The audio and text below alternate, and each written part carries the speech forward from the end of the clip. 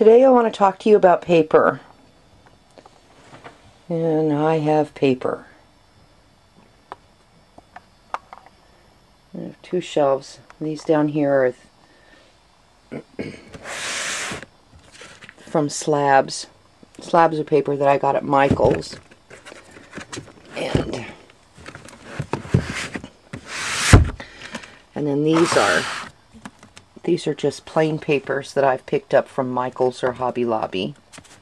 These are pounds of paper from Club Scrap. These are my paper collections from Stampin' Up! Right here. That's more of the Michael's and Hobby Lobby papers. These are all Club Scraps. And then this is what I have for the 12 by 12 of Stampin' Up!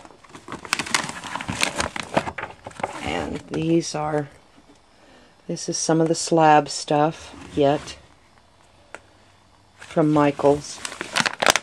It isn't going to make any difference where you go. If you go to Michael's, if you go to Hobby Lobby, if you go to a local scrapbook store, if you go online to Club Scrap, or you go online to Stampin' Up!, paper selections are vast, mind-boggling, Charlie horse brain cramp time. There's such a variety of paper available that I almost don't know where to start.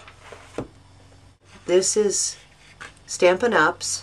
This is one of Stampin' Up's designer papers, 12 by 12, and it's double-sided. This is a corrugated piece,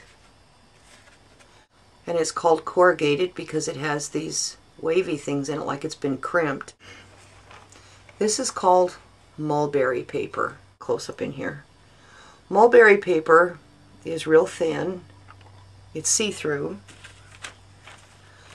You can see my fingers through it. And it has these fibers in it. When you tear mulberry paper, it doesn't tear straight like a regular piece of paper would. When it hits one of the fibers, it goes off, but it leaves this soft edge. This is really a see-through piece of paper, and it is called paper lace. This is a piece from one of the slabs that I picked up at Michael's. It's white on the back. And this again is one of the pieces from Michael's or Hobby Lobby. It's just plain paper. And this is supposed to be 80 pound. And this is a piece from Club Scrap, and it's textured. Oh, let's see. It's not all of their paper is textured, but this is textured on one side. If you use the regular weight paper, just the regular weight paper on with these things will poke through.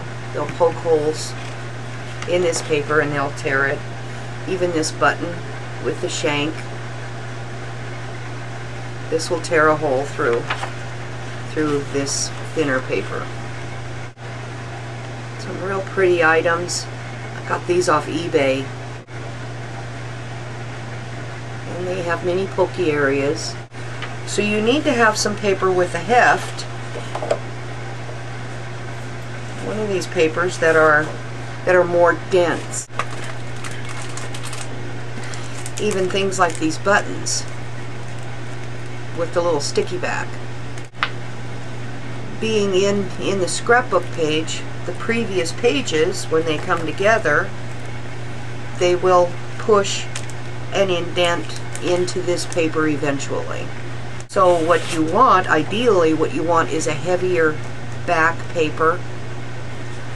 That will be the base paper, and then you can use the lighter weight paper for your decorative elements, whatever. You can get a book of paper. This is from Paper Pizzazz, and this is from Michael's. And it has all of these all of these paper colors in it.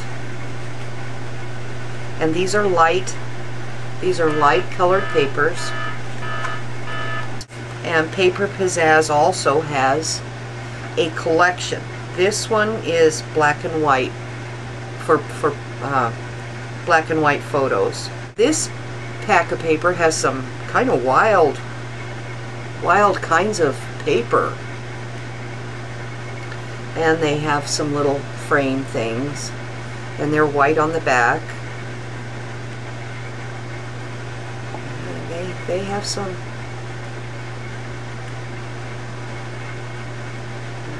And then comes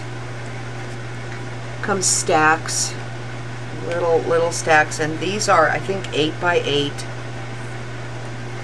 And you get an assortment of papers. And as if any of that wasn't bad enough, then they have these big fat cardstock pads. I'm going to sneeze here in a minute. And excuse me. And these are just, what are these? 4.5 by 6.5 pieces of cardstock. Now this one is called a fat stack, and it's a small one.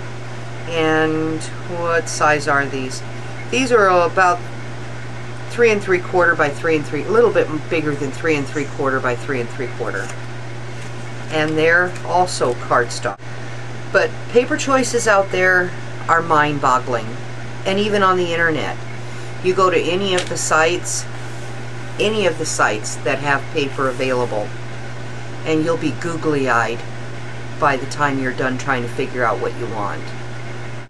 Now, one other paper I forgot to tell you about is vellum. Vellum is a real thin paper, and it is see-through. Also get these strips. They also sell these, and these are cardstock, and they match with their bold and neutrals and whatever.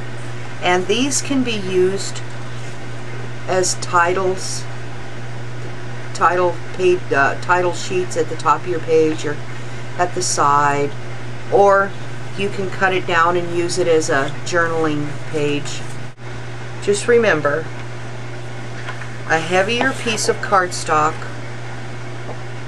for the back of your page, and then any kind of designer paper for the front.